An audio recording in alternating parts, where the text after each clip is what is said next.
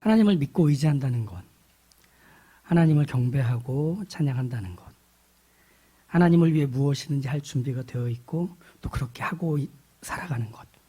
이건 어떻게 보면 모든 그리스도인들이 지향해야 되는 신앙의 모습, 삶의 모습이겠죠. 그런데 이런 신앙의 모습이 예수님을 통해 통렬하게 지적받습니다. 하나님을 믿고 의지하는데도, 하나님을 경배하고 찬양하는데도, 하나님을 위해 헌신과 각오가 되어 있는데도 그런 신앙의 모습을 지적받고 있다. 이렇게 이 말씀을 시작해야 합니다. 예수님과 함께 있던 바리새인들과 서기관들은 예수님의 제자들이 손을 씻지 않고 그 씻지 않은 손으로 음식을 먹는 걸 보고 경악합니다. 그리고 화를 내죠. 5절을 보시죠. 이에 바리새인들과 서기관들이 예수께 묻되 어찌하여 당신의 제자들은 장로들의 전통을 준행하지 아니하고 부정한 손으로 떡을 먹나이까? 다른 일도 아닌 음식을 먹기 전에 손을 씻지 않는다는 건 그들에게 있어서 화를 내도 되는 아주 엄격하고 중요한 일, 손을 씻는 일이었기 때문이죠. 왜냐하면 음식을 먹기 전에 손을 씻는다라고 하는 건 서기관들과 바리새인들이 철저하게 지켜온 장로들의 전통이었기 때문이에요. 괄호에 들어있는 보충 설명을 통해서 장로들의 전통이 어떤 거였는지 3절과 4절을 보시죠. 바리새인들과 모든 유대인들은 장로들의 전통을 지키어 손을 잘 씻지 않고서는 음식을 먹지 아니하며 또 시장에서 돌아와서도 물을 뿌리지 않고서는 먹지 아니하며 그 외에도 여러 가지를 지키어 오는 것이 있으니 잔과 주발과 놋그릇을 씻음이로라. 이 장로들의 전통 상당히 많은 항목들이 있는데 이 먹을 것과 관련한 전통은 뭐냐면 외부에 나갔다가 들어왔을 때 혹시 율법에서 정한 부정한 물건 그리고 부정한 사람과의 접촉이 있었을 경우를 대비해서 부정해진 손이라 여겨 그걸 씻고 그 다음에 음식을 먹는 겁니다. 그래서 부정을 경계하는 거죠. 그리고 불특정 다수가 오가는 시장에 다녀왔을 때도 부정한 사람이나 물건에 닿았을 가능성이 있기 때문에 물을 뿌리고 그리고 나서 음식을 준비하고 또 먹도록 하는 규정이었습니다. 이 장로들의 전통은 부정한 것을 경계하도록 하신 율법을 보다 더 세밀하게 그리고 부주의함 없이 잘 지키기 위해 만든 일종의 세부 규정이라고 생각하시면 돼요. 그 율법을 잘 지키기 위해서 말이죠. 예전에 교회에서 예배 때 교회 어르신들이 대표 기도할 때 이렇게 기도하셨어요. 하나님 아버지 한 주간 알고 지은 죄 모르고 지은 죄 다 용서하여 주십시오. 이렇게 기도하셨어요. 알고 지은 죄 모르고 지은 죄 사실 우리는 알고 지은 죄밖에 회개할 게 없는데 혹시라도 모르고 저지른 죄가 있다면 그것까지 용서해 달라는 기도죠. 이게 말하자면 이 장로들의 전통과 맥락이 이어져 있는 겁니다. 혹시라도 모르고 부정한 걸 만지거나 부정한 사람에게 닿았을 것을 미리 염려해서 만든 거예요. 그만큼 유대인들은 율법을 잘 지키고 싶어서 매우 힘써왔다 하는 게 이 장로들의 전통에 다 담기죠. 유대인들에게 있어서는 율법을 어긴다라고 하는 건 하나님께 불순종한다라는 것뿐 아니라 하나님의 백성 중에서 쫓겨 나가는, 퇴출되는 것이고 최종적으로는 하나님께 벌을 받는 것이라고 그들은 배웠고 믿고 있습니다. 그렇기 때문에 율법을 지키는 건 너무나 중요한 일이었죠. 유대인들이라면, 하나님의 백성이라면. 그래서 이렇게 항목들을 세부적으로 만들었는데 세부적으로 항목들을 만들자 이 장로들의 전통이 율법과 같은 자리에 올라버린 겁니다. 그래서 음식을 먹을 때 손을 씻는 게 율법과 같은 게 된 거예요. 시장에 나갔다 들어와서는 몸에다가 물을 뿌리고 음식을 먹는 게 율법과 같은 게 돼버린 거예요. 이제 그 장로들의 전통은 이제 율법인 거예요. 그들이 반드시 지켜야 하는.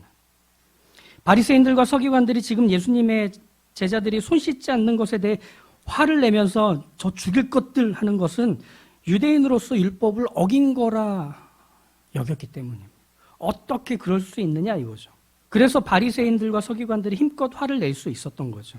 그들은 장로들의 전통, 이것은 하나님의 율법과 같은 것이기 때문에 하나님이 그들을 벌주고 죽이는 게 아니라면 우리가 대신이라도 해야 된다라고 생각하는 겁니다. 어겼으니까.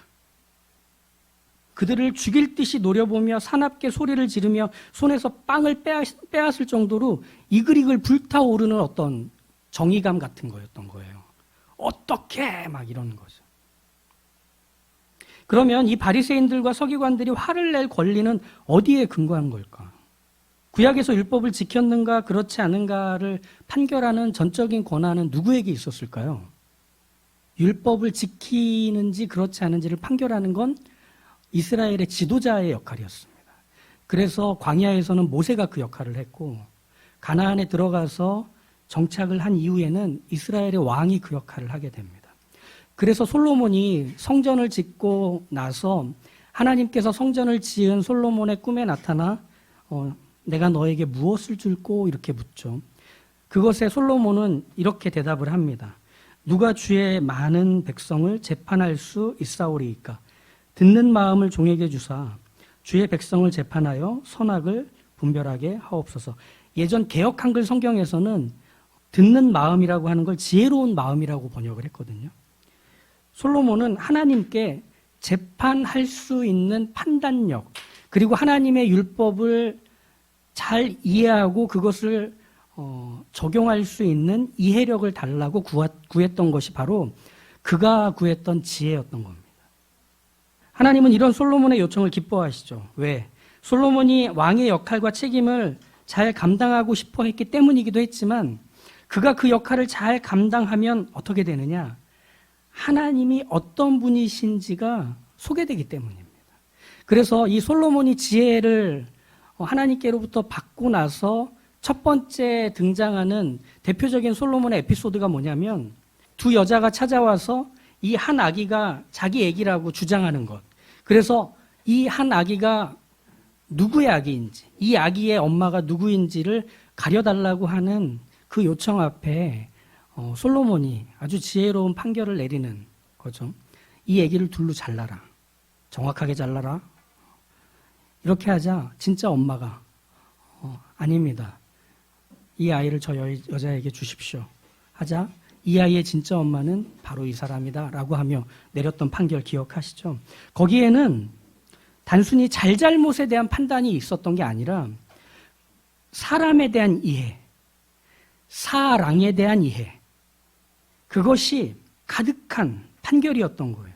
악과 거짓을 걷어내고 사랑만이 생명을 살린다는 진리가 소개되었기 때문에, 그리고 사랑만이 생명을 살린다는 이 진리는 하나님이 누구신지를 소개하는 율법의 가장 중요한 내용이었기 때문입니다. 사랑이 생명을 살린다는 것 말이죠.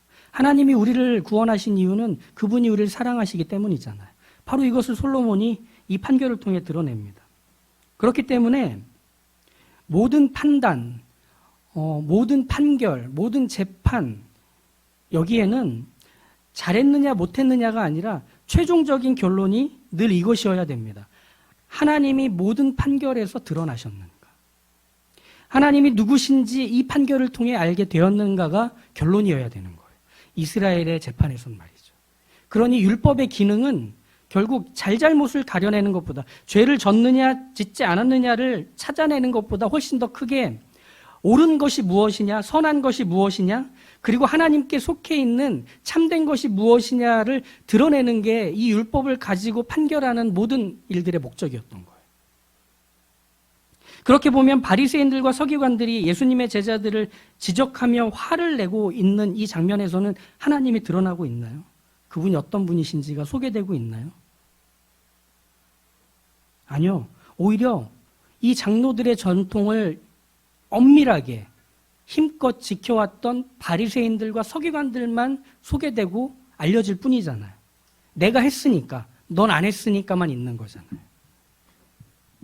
이처럼 하나님이 드러나야 할 때 하나님을 철저히 감추고 하나님을 말해야 할 때 하나님을 철저히 무시하는 바로 그것을 예수님이 뭐라고 분명하게 지적하셨느냐 하면 외식이라고 지적하십니다.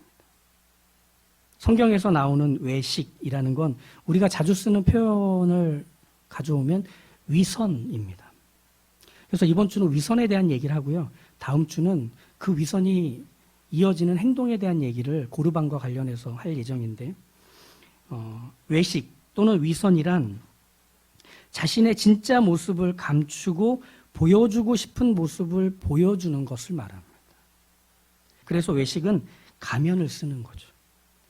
진짜 얼굴과 정체를 감추려는 속임수이며 거짓이며 사기. 이것이 바로 외식입니다. 그래서 이런 외식이 왜 생기느냐 하면 결국은 이거예요. 겉과 속이 다르다는 걸 전제하는 행동이에요. 겉과 속이 다르다. 그래서 이런 거죠. 말, 표현, 행동처럼 보이고 들리고 알게 되는 것들이 사실은 그 속에 있는 것들을 감추기 위한 말, 표정, 행동이 되는 게 외식인 거예요.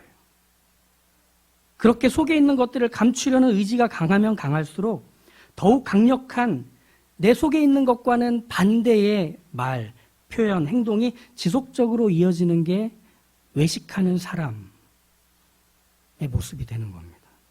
그런데 이렇게도 생각해 볼 수 있지 않으세요? 상식적으로 내 속에 있는 게 부끄럽고 나쁘다는 걸 알기 때문에 감추고 굳이 표현하지 않는 거 그게 뭐 그렇게 잘못인가? 그걸 속임, 뭐 사기라고까지 말할 필요 있나? 중세시대에 발달한 향수를 기억해 보면 하수도 시설, 상수도 시설이 잘 마련되지 않은 이 중세에서는 목욕을 잘 못했어요. 그러다 보니 몸에 생기는 악취를 덮기 위해서 만든 게 향수의 발달과 이어지는 거죠. 그럼 향수를 뿌리는 거 위선일까요? 외식일까요? 그러지 않겠죠. 예수님이 지적하시는 것은 이 외식의 위험성입니다. 뭐냐면 외식은 감추려는 게 자신의 진짜 모습을 고치는 방식이라고 여기기 때문에 문제입니다. 외식은 감추려는 그것이 내 진짜 모습인 양 생각한다는 것에 문제가 있는 겁니다. 그래서 내가 나아지는 줄 알아요. 내가 발전하고 개선되는 줄 알아요. 그렇게 내가 되고 싶은 모습이 내가 되고, 그리고 내가 갖추고 싶은, 꾸미고 싶은 그런 모습들이 나의 인격과 나의 삶에 지속적으로 켜켜이 쌓이게 되면 그게 나인 것처럼 생각하기 시작합니다. 이것은 기독교에서뿐 아니라 일반 심리학에서도 이미 용어를 갖고 있는 인격 장애의 모습이죠. 리플리 증후군이라고 있습니다. 1966년에 나온 그 프랑스 유명 배우 알랭드롱이 주연을 했던 태양은 가득히라는 영화가 있습니다. 그리고 99년에 맷 데이먼이 주연으로 나온 리플리라는 영화가 또 있죠. 호텔 종업원이었던 주인공 리플리가 자신의 부유하고 젠틀한 그린 리프라는 친구를 동경해요. 그의 삶을 갖고 싶어 해요. 그러다 우연찮게 그를 죽이게 되고 그 다음부터 그의 행세를 하기 시작합니다. 그의 말투를 따라해서 말하고 그리고 그가 입었던 옷들을 입고 마치 그인 것처럼 리플리가 그린 리프인 것처럼 생각하자 정말 그인 것처럼 행동하고 살아가는 그러다가 결국 발각되는 내용이죠. 외식이 리플리 증후군이 가진 것처럼 내 속에 있는 진짜 내 모습을 감추기 위해 그와 반대되는 착한 사람, 건전한 사람, 성실한 사람, 이타적인 사람의 말, 표정, 행동을 지속적으로 흉내내고 걸쳐 입는 걸 계속합니다. 그러다 보면 흉내낸 게 내가 된 것처럼 생각한다는 거예요. 그게 외식의 가장 큰 위험입니다. 바리새인들과 서기관들이 그랬던 거예요. 그들은 경건한 사람, 거룩한 사람, 하나님만을 위하는 사람이 되고 싶었고 거기에는 상당한 성공이 있었습니다. 유대인들 사이에서도 인정을 받았고 그들이 하고 있는 이 모습들이 와, 바리새인은 경건해, 서기관들은 거룩한 사람들이야, 하나님만을 위하는 사람들이야 라는 평가를 받았기 때문이죠. 그러다 보니 더욱 힘껏 꾸며서 그 말과 표정과 행동에서 나는 거룩한 사람, 나는 경건한 사람, 나는 늘 하나님을 위해 사는 사람이라는 것이 두 겹, 세 겹으로 단단해져가 그 껍질이 내가 되어버린 겁니다. 그러니 경건하지 않은 사람들을 비난할 수 있는 겁니다. 거룩하지 않은 행동을 하는 사람들을 정죄할 수 있는 겁니다. 몰아세울 수 있고 욕할 수 있었던 겁니다. 그런데 다시 돌아와서 외식이라는 것이 겉과 속이 다르다는 걸 전제했다면 그러면 그 겉을 강화하고 강화한다는 것은 결국 내가 갖고 있는 진짜 모습이 가진 약함, 가난함, 거기서 찾아온 불안과 두려움이 작동된 결과들인 겁니다. 그것을 지속적으로 힘쓴다는 것은 결국은 내 안에 있는 모습들이 내게서 사라진 게 아니라는 얘기예요. 그게 드러나면 드러날수록 감추고 싶은 그 껍질의 두께는 더 두꺼워지고 더 강해지고 더 힘껏 노력해서 더 많은 것들로 꾸미게 되겠죠. 바로 예수님이 지적하고 싶은 모습이 그겁니다. 네가 왜 경건하게 살고 싶으냐? 네가 왜 하나님의 말씀과 그 율법을 지키며 살고 싶으냐? 네가 왜 그렇게 힘들게 너의 삶에서 너의 소유에서 일정 부분들을 하나님께 떼놓아서 그걸 하나님께 드린다고, 그리고 일주일에 2번씩 금식을 하고 또 힘껏 기도하고 성전에 드나들기를 밥 먹듯이 하고 너희의 가진 모든 것을 동원해서 그 일에 힘을 기울이고 쏟고 있느냐? 그것이 네 안에 있는 모습과 같으냐 다르냐? 그 본질을 물으시는 예수님의 지적이셨던 겁니다. 장로들의 전통을 따라 음식을 먹을 때 꼼꼼하게 최선을 다해서 손을 씻던 모습, 그건 경건을 흉내냈던 모습, 하나님을 위하는 걸 흉내냈던 모습, 정말 그런 사람이어서가 아니라 그런 사람이 아니어서 그런 사람인 것처럼 했던 모습인 겁니다. 거기서는 율법을 더 열심히 지키고자 하는 철저함, 엄밀함, 이런 것들로 사람들에게 알려지고 칭찬받았을지는 모르겠지만 하나님이 누구신지를 알려지는 건 없었잖아요. 그들이 음식 먹기 전에 손을 씻는 걸 통해 하나님이 어떤 분이신지 깨닫고 소개받는 장면들은 나오지 않잖아요.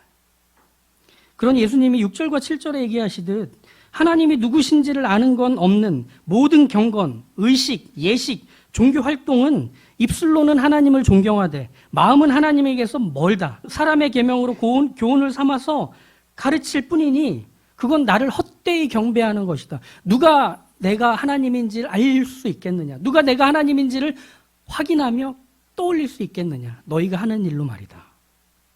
하나님은 그렇게 헛개비로 여겨지기를 거부하십니다. 하나님을 말하지만 말은 있고 하나님은 없는. 하나님을 예배하고 찬양하지만 예배와 찬양은 있지 하나님은 없는 그 자리를 하나님은 경멸하십니다. 그런데 사실 외식에 대한 예수님의 지적의 이 목적은 하나님이 드러나지 않은 것뿐 아니라 훨씬 더 이 바리새인들과 서기관들에게까지 뻗어갑니다. 그들을 비난과 지적의 대상으로 끝내는 게 아니라 그들이 이 지적을 통해서 살아야 하기 때문에 예수님이 이 얘기를 하시는 거죠. 무엇이냐면 외식이 자기 자신의 진짜 모습을 감추기 위해 꾸민 거짓이며 사기라는 사실을 예수님이 고발하는 것을 통해서 그렇다면 네가 감추고 싶은 그 진짜 모습을 바꿔낼 수 있는 분이 누구인가? 고칠 수 있는 분이 누구인가? 새롭게 회복시킬 수 있는 분이 누구인가를 떠올리게 하는 것까지가 예수님의 지적의 목적이었던 거예요. 그들이 더 두껍게 자신의 진짜 모습을 감추기 전에, 그 껍데기가 진짜인 양 확신하며 살기 전에 예수님의 지적이 있는 겁니다. 우리가 사는 시대에서는 사실은 외식이 권장되는 것 같아요. 날 지키는 건 나라고 하는 자기 지킴의 용맹함을 맹신하라고 합니다. 그래서 내 어떤 모습을 갖고 가면 내가 좋은 사람이 될 것이고 내 이런 모습을 보완하고 개선하면 내가 나아질 것이라고 여기며 자기 개발과 자기 발전에 힘을 쏟도록 이끕니다. 좋아요. 부지런한 삶이고 성실한 삶입니다. 그렇게 우리 살아야 합니다. 우리가 갖고 있는 걸 알아 발전시킬 수 있는 것이라면 말이죠. 그런데 내 진짜 모습을 감추기 위해서 내 겉에 있는 것들을 발전시키는 것이라면 그건 내가 아닙니다. 나를 더욱 감추는 껍데기를 강화시키는 것뿐입니다. 내 최선으로 하나님의 최선을 무시하고 외면하려는 몸부림일 뿐입니다. 하나님은 나의 진짜 모습을 그 들어온 오물 같은 나의 원래의 모습에 손을 뻗으시고 거기서 고치십니다. 하나님이 먼저 내 모습을 아시고 인정하십니다. 우리 거기서 시작되었습니다. 좋은 사람이라서가 아니라, 구원받을 만한 사람이라서가 아니라 말이죠. 하나님이 내 모든 것을 새롭게 다시 시작하지 않으시면 우린 좋아질 수 없어요. 바뀔 수 없어요. 나아질 수 없어요. 절대로 안 됩니다. 어쩌면 지금 내가 제법 괜찮다고 여기는 이 모습은 사실은 눈을 감고 숨어버린 상태일 수 있어요. 내가 할 수 있는 걸 하면서 내가 할 수 없는 것들을 더 감추기 위한 외식이라는 얘기입니다. 내 진짜 모습을 직면하기 어려워서. 아니, 내가 그동안 잘 감춰왔는데 긁어부스럼 만들기 싫어서 내 평판, 내 만족, 내 성과 이걸 지키면서 살고 싶어서, 그게 나인 양 여기고 싶어서 우리 숨는 겁니다. 하지만 그 시간은 하나님을 알 수 없는 시간입니다. 그 시간은 하나님이 누구인지 경험할 수 없는 시간입니다. 하나님과 함께 한다는 걸 거부한 시간이기 때문이잖아요. 결국 외식의 가장 큰 문제는 하나님과 함께 하고 있다는 걸 거부하는 것이었던 거예요. 하나님과 함께하지 않기 위해 내가 할 수 있는 최선을 다했던 게 외식이었던 거예요. 나 만지지 마세요. 나 건들지 마세요. 내가 할 수 있는 걸로 단단하게 만들어 갈 테니까 내 속에 뭐가 있는지 하나님께서 고발하시면 안 돼요. 아니요. 하나님은 우리의 안에 손을 대시고 우리를 바꾸시기 위해 구원하신 겁니다. 새로운 시작을 이루신 겁니다. 놀라지 마. 두려워하지 마. 내가 너로 내 소유를 만들 거고 내 자녀를 만들 거고 너를 원래 창조한 그 모습 그대로로 너를 빚어 성장시킬 거야. 난 멈추지 않을 거야. 너와 함께하고 있는 한 나는 그 일 계속할 거야. 이게 하나님이 우리를 구원하신 이유가 되는 겁니다. 바리새인들과 서기관들이 들어야만 했던 얘기인 겁니다. 외식의 껍질을 더욱 단단히 만들어가 그게 마치 나인 양 여기는 것으로 자신의 인생과 시간과 소유를 허비하는 삶이 아니라 원래 내가 어떤 모습이어야 하는지를 하나님 앞에서 직면하고 그 모습대로 빚어가시는, 그래서 하나님이 누구신지를 더없이 의지하고 확인하고 붙들 수밖에 없는 그 절박한 의존감이 믿는 사람의 주된 감정이어야 하는 것을 이들이 알아야 했기 때문입니다. 하나님께 가까이 하게 하심이 내 인생에서 시작되었기 때문에 나는 그분께 달려드는 일을 포기하지 않겠습니다. 이게 여러분의 삶이었으면 합니다. 여러분의 삶에서 끊임없이 경험되는 일이었으면 합니다. 그래서 여러분의 인생 속에서 하나님이 경험된 것들이 이야기가 되게 하십시오. 노래의 가사가 되게 하십시오. 고백이 되며 간증이 되게 하십시오. 그래서 누군가에게 그 하나님을 소개하는 인생이 여러분이 되기로 하십시오.